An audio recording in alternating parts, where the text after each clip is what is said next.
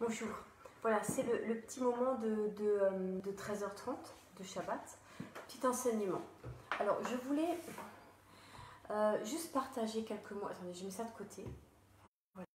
Juste partager quelques mots avec vous sur le fait que ce soit Rosh Hashanah aujourd'hui et que c'est le début de l'année. Et c'est intéressant quand ce début d'année, d'abord parce que la Bible n'est pas claire, elle dit aussi que Pessah est le début de l'année. Donc, quel est le début de l'année? Alors les rabbins ont établi que c'était maintenant le début de l'année, mais Pessah est aussi un début d'année. Vous voyez, c'est le printemps ou l'automne. C'est intéressant de voir que ces deux fêtes parlent de commencement. Le printemps, c'est le commencement, le renouveau de la nature. Il y a une logique quelque part dans ce que le printemps soit une nouvelle année. C'est aussi la Pâque juive, revenir à l'éternel, la Pâque chrétienne, Jésus Yeshua qui donne sa vie pour nous. Vous voyez, toute cette dimension-là, tout ce qu'on a pu vivre pendant le Covid aussi sur cette fête de printemps. Et puis, entre la fête de printemps et puis les fêtes d'automne, se passe grosso modo 6 mois. Voilà, tout un été est passé. Et on a récolté dans cet été des choses. D'ailleurs, la table, j'ai vraiment à dessein laissé les choses sur la table pour dire, mais voilà le fruit du travail de l'homme. Et il n'y a pas eu que des bonnes choses, il y a aussi eu des choses, j'allais dire, qui ne servent à rien. Voilà, un marron, ça ne sert à rien quelque part. Puis en même temps, c'est aussi quelque chose qu'on a récolté et qu'on utilise. Ça ne sert à rien, a priori, parce que ça ne se mange pas, mais c'est très utile pour chasser les araignées dans les maisons. Vous voyez, comme quoi ça a une autre utilité. Donc, voilà, fête d'automne, fête de printemps. Là, on est dans les fêtes d'automne. Et je vous ai dit l'autre jour qu'il y a 3 fêtes d'automne. Il y a Rosh Hashanah, et puis dans 10 jours, il y a Yom Kippour. Et Kippour dure 25 heures. Et puis après Kippour, tout de suite après Kippour, on enchaîne sur Sukkot, qui est la fête des cabanes, qui dure elle 8 jours. Et j'avais envie de nous parler de ce rythme sur cet ensemble de 3 fêtes, parce qu'il me semble important. Donc Rosh Hashanah, c'est cette proclamation de la nouvelle année, alors qu'on rentre dans l'hiver et qu'on rentre dans la mort. Et en même temps, c'est faux, parce que c'est maintenant que les agriculteurs commencent à semer certaines graines pour que l'hiver, elle puisse germer, voilà, et qu'au printemps, elle pousse. C'est maintenant qu'on sème. Et dans le monde biblique, c'était encore plus fort. Dans le monde biblique, on semait à ces époques-là. Ce qu'il faut savoir aussi, que dans le monde biblique, ces fêtes, elles viennent de Babylone et de la Syrie. Vous voyez, ce n'est pas des choses inventées. C'est des choses que les Juifs et les Hébreux ont aussi hérité et revisité. Et ça, on est dans l'évangélisation. Donc, en Babylone et en Assyrie, les dieux étaient Marduk pour la Syrie. Et en fait, à l'automne, on célébrait le pouvoir royal qui était associé à un rituel de mariage. À l'automne et au printemps, on avait ces 2 célébrations. Et c'est important de savoir d'où viennent ces fêtes et pourquoi les Hébreux ont utilisé ces temps-là pour dire autre chose. Et là, à Rosh Hashanah, on proclame que Dieu, le Dieu des dieux, l'Éternel, vient juger sa création. Et c'est exactement les rituels babyloniens qui disaient que le Dieu vient rencontrer le roi et qu'il y a tout un système de fertilité qui se mettait en place, qui rencontrait le roi et la prêtresse, avait une relation intime. Dans la ziggourate, on a Babylone, la ziggourate qui est la tour de Babel, vous voyez tout ça. Et là, les Hébreux viennent apporter autre chose. Et ils viennent apporter la repentance. Ils viennent apporter le jugement. Ils viennent apporter la prise de conscience que c'est entre Dieu et moi. Et que le roi, et ça c'est très biblique, le roi n'est pas l'intermédiaire entre le peuple et Dieu. Le roi est celui qui est mandaté pour conduire le peuple et pour obéir à la loi et pour ramener le peuple à Dieu. Mais c'est pas il ne fait pas le lien. Dieu cherche la relation directe avec chacun. Il ne cherche pas une relation par le truchement d'un prêtre ou d'un pasteur, vous voyez.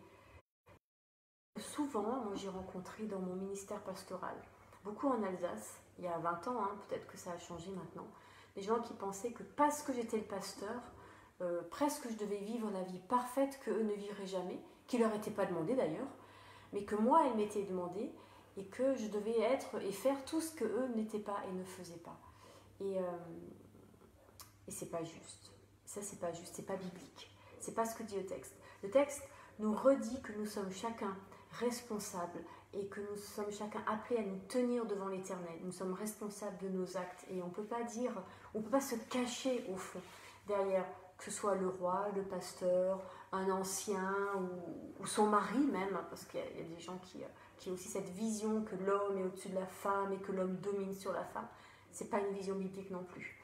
La vision biblique, elle est vraiment dans cette collaboration les uns avec les autres, que ce soit dans le ministère, que ce soit dans le couple, que ce soit dans la famille. Et dans la famille, ça dit une place par rapport aux enfants, qui est un peu différente. Les enfants ne sont pas en dessous des parents, même s'ils sont appelés à obéir à leurs parents parce qu'ils sont dans la phase de l'apprentissage, mais les parents sont aussi appelés à ne pas les fâcher, à ne pas les maltraiter. Donc voilà pour cette fête d'automne qui est un nouvel an. Un nouvel an alors qu'on rentre dans quelque chose qui est l'hiver et qui relève de la mort. Et là, la symbolique est intéressante parce que ces graines qui viennent être plantées en nous, et là, je vous rappelle que hier soir, on a utilisé la grenade pour parler de ces graines, une graine par jour. Voilà, Dieu veut planter des graines dans nos vies, dans nos cœurs. Vient l'hiver, vient tout un temps où il ne se passe rien, ou pas grand-chose. Et puis tout d'un coup, vient le fruit, vient la petite plante, pas le fruit d'abord, pardon, la petite plante, la pousse qui devient un arbre et qui... Voilà, pardon, on a été interrompu par un coup de fil. Donc vient ensuite la plante qui va grandir jusqu'à donner du fruit. Et que nos vies grandissent et donnent du fruit. Et c'est intéressant de voir que c'est des fêtes annuelles qui reviennent chaque année. Chaque année, le Seigneur nous redit qu'est-ce que tu as semé, qu'est-ce que tu as récolté. Et c'est exactement une fête d'automne. Et vous savez, où est la connexion entre le judaïsme et le christianisme dans ce Rosh Hashanah? Eh bien, à la fin du mois d'octobre, comme les fêtes juives bougent, mais à la fin du mois d'octobre, dans les églises particulièrement luthériennes, j'en viens, donc je sais bien comment ça fonctionne, il y a le culte des moissons, le culte des récoltes. C'est à l'automne et c'est aussi le culte où on se remémore que Martin Luther a fait 95 thèses sur son église ce jour-là symboliquement. Et c'est important parce que spirituellement, c'est pas neutre. C'est pas neutre que ce soit ce jour-là que Martin Luther, au XVIe siècle, ait choisi. Est-ce qu'il a été conduit? Est-ce qu'il l'a fait en conscience? Je ne sais pas trop dire. Ça fait longtemps que ça a été fait.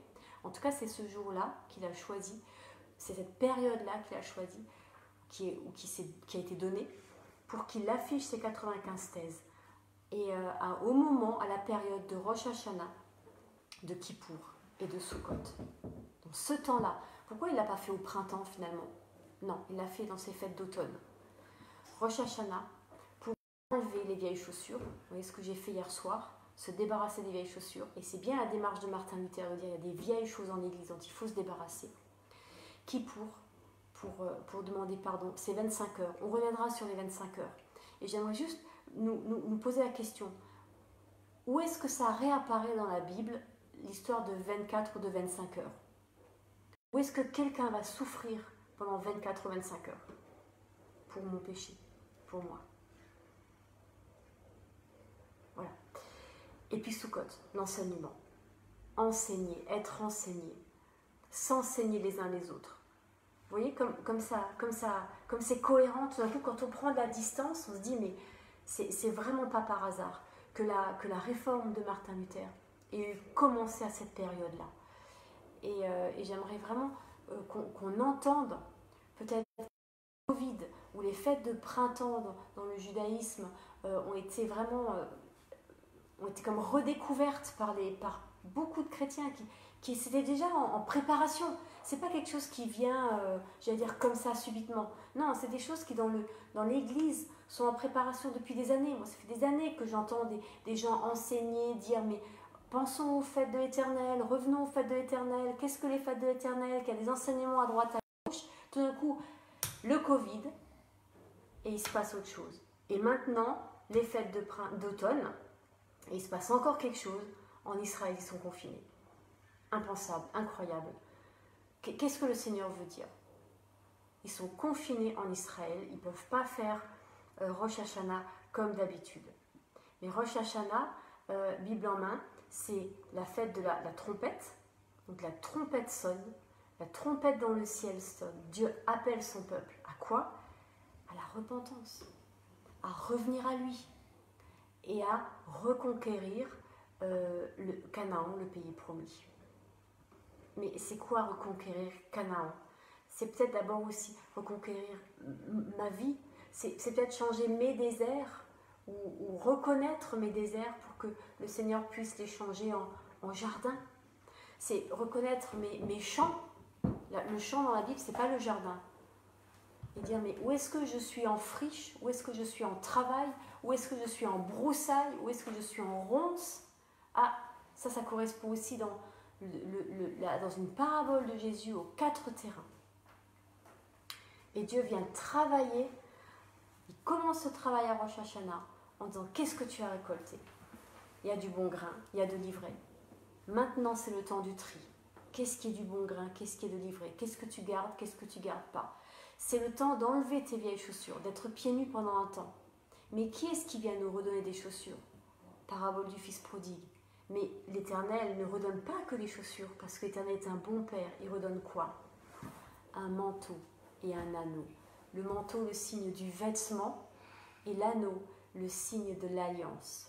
Et vous voyez, aujourd'hui, je suis un peu nue devant vous, un peu simplement vêtue. Je n'ai pas encore reçu mon manteau, et j'attends toujours l'alliance. Et c'est intéressant de voir que ça revient chaque année, et de dire chaque année, Seigneur, refais alliance avec moi.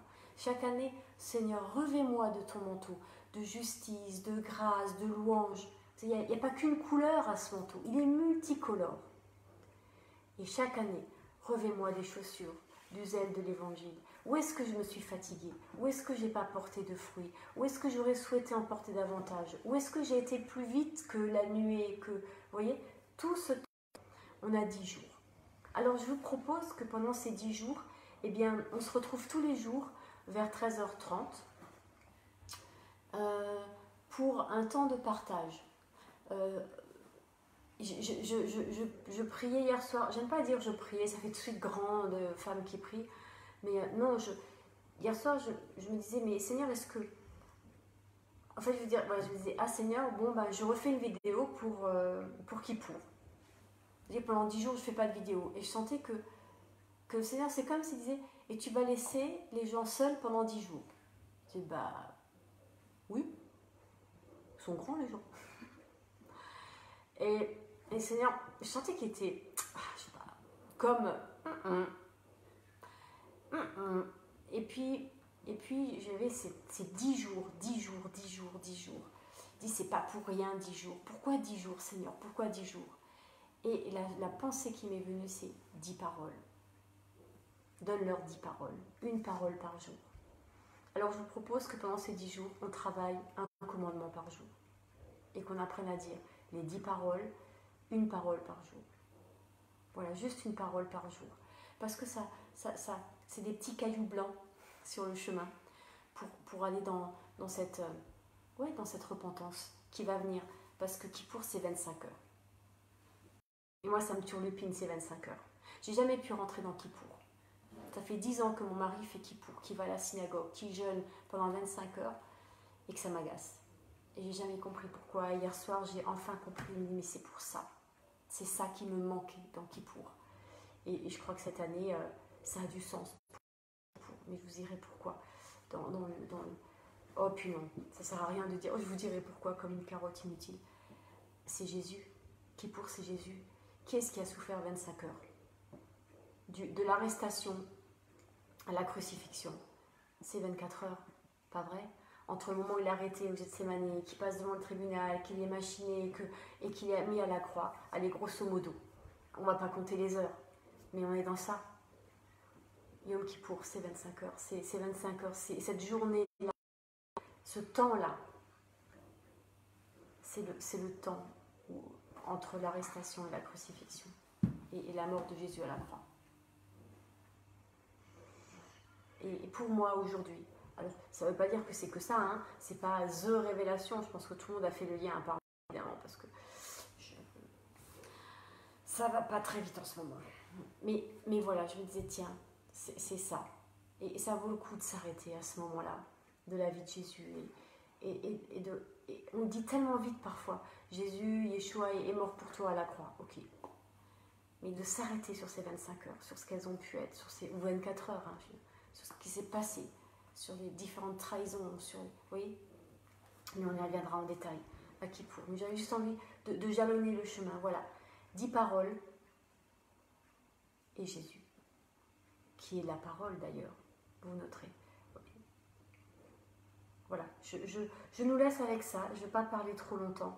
J'aimerais juste prier pour que, Seigneur, montre-nous. Montre-nous dans ce que je viens de dire, ce qui vient de toi vraiment. Ce sur quoi tu mets ton sceau, ce que tu valides dans ces choses que je dis et que je n'ai jamais entendues, que je ne connais pas, mais en même temps, j'entends pas, comment dire, je ne vais pas non plus partout. Donc Seigneur, peut-être d'autres le disent avant moi depuis bien plus longtemps. Et je suis qu'une voix de plus. Alors merci Seigneur d'être une voix de plus. Merci Seigneur de faire partie de cette génération de gens qui partout dans le monde, dans l'Église, sont en train de se réveiller à cette dimension-là de la parole. Et sans perdre leur couleur ou leur identité de chrétien, peuvent entendre qu'il leur manque quelque chose. Alors nous les chrétiens, il nous manque cette dimension juive. Et nous les juifs, il nous manque cette dimension chrétienne. Parce que je suis juive de naissance par mes parents, comme dirait Paul. Et je suis chrétienne parce que, eh bien, cette judaïté m'a été longtemps cachée. Donc voilà, je suis les deux. Comme beaucoup d'entre nous. Et merci Seigneur, parce que tu rassembles en Jésus Yeshua. Tu réconcilies en chacun et en chacune ces deux parts qui jusqu'à présent semblaient comme devoir cheminer en parallèle. Et toi tu crées des ponts. Vous savez, comme l'ADN, il y a ces deux branches-là, puis les passerelles. Voilà. Seigneur, merci de créer des ponts, des passerelles, l'enseignement, la louange, la prière, toutes ces dimensions-là. Et la première passerelle que tu nous donnes comme un fondement, c'est Jésus Yeshua, ton Fils. Il est celui en qui nous sommes tous réconciliés, juifs et non-juifs, hommes et femmes, blancs et noirs, petits et grands, et de quelle que soit notre culture. Seigneur, viens nous réconcilier les uns avec les autres, mais aussi en nous-mêmes. Voilà, je vous prie d'excuser ce qui n'était pas bien, que le Seigneur vous bénisse, qu'il vous garde, et puis on se retrouve tout à l'heure à 18h pour faire Havdalah et sortir de Shabbat et continuer et rentrer dans ces 10 jours qui vont nous conduire jusqu'à Kippour. Que le Seigneur vous bénisse. À tout à l'heure. Merci.